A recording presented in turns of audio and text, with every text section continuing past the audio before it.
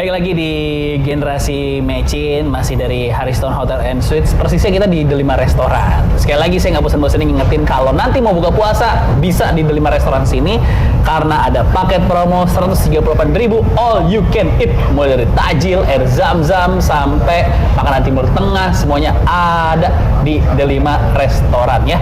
Persisnya di Hariston Hotel and Suites di Pluit ya. Delima Restoran sini. Buka puasa sini. Ya, 30 hari sini langsung.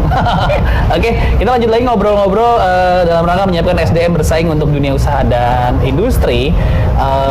Yang jelas modal dasarnya sudah jelas pendidikan. Nah, tadi saya mau nanya juga sama Pak Doni dari Kemendikbud, gimana sih caranya meningkatkan kualitas tenaga pengajar dan bukan cuma meningkatkan sih, pemerataan itu sih yang paling penting. Jadi yang Indonesia Timur mungkin SMK-nya juga diperbaiki dari tenaga pengajar. Ini kita ngomongin skala Tangerang aja, ada sedikit masukan soal tenaga pengajar nih, Pak Doni. Gimana Pak Doni? Ya, memang kalau kita berbicara tentang tenaga pengajar, kita harus membaginya menjadi dua. Pertama, dari lembaga yang melahirkan tenaga pengajar, berarti ini di perguruan tinggi, di LPTK, di universitas yang melahirkan guru-guru. Lalu yang kedua, bagaimana meningkatkan kualitas guru-guru yang sudah mengajar. Nah, kita ini kan guru yang sudah mengajar, ini ada 3 jutaan, Mas. Jadi masalah 3 jutaan. Dari hasil UKG kemarin, itu rata-rata 5,6. Artinya berarti hampir separuhnya ya. Jadi dari 3 juta itu berarti yang 1,5 ini kayaknya tidak kualifikasi untuk mengajar. Gitu. Coba bayangkan. Iya. Nah, ini kan harus jadi perhatian. Masa nunggu pensiun mereka? Masih 20 tahun lagi membiarkan sekolah dengan layanan pendidikan yang minimal dengan guru-guru yang tidak kompeten, kan malah kita membawa malapetaka bagi pendidikan. Maka yang paling sulit itu bagi guru-guru yang sudah ada dalam proses pengajaran, bagaimana di-upgrade, bagaimana cara meng-upgrade-nya.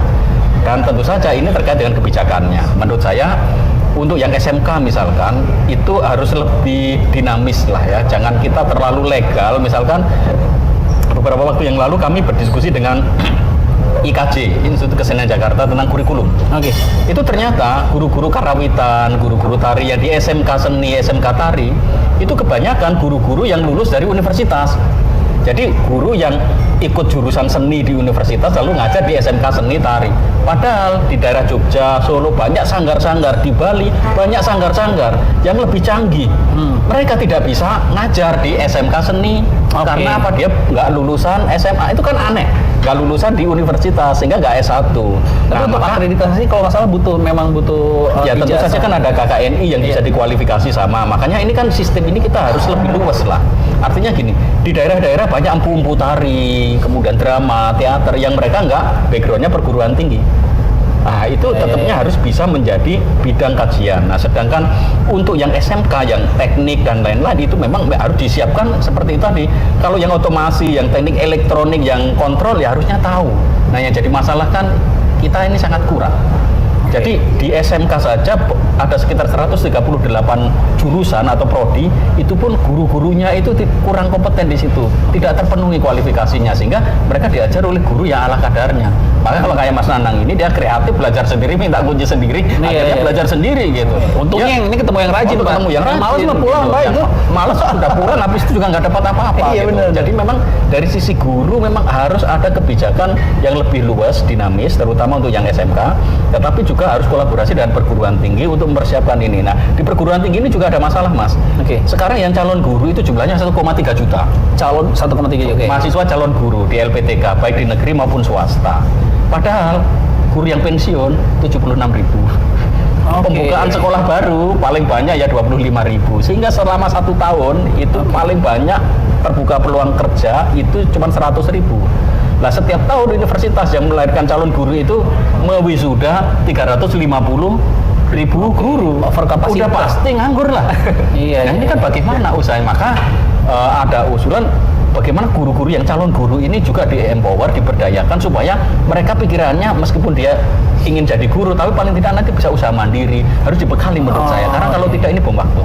setiap tahun ada 200.000 lulusan. Sudah dimulai Nah, atau ini belum ternyata. Belum ya. Nah, karena masalah pemisahan, Mas. Jadi pemisahan Oke. antara Kemdikbud dengan Kemenristek Dikti. Dulu kan jadi satu. Ya. Jadi Dikti itu mengelola pelatihan untuk pengembangan gurunya yang memakai Kemdikbud. Tapi Kemdikbud nggak punya jalur untuk komunikasi dengan Ristek Dikti. Ristek Dikti kalau nggak dapat masukan dari Kemdikbud, juga dia merasa, oh fine-fine saja, kita kan terima mahasiswa gitu. Oke. Saya mau Itu bilang masalah ini harus segera diselesaikan, tapi masih penghitungan quick count ini, jadi belum resmi. Saya mau bilang ke siapa ya? Siapa, ya?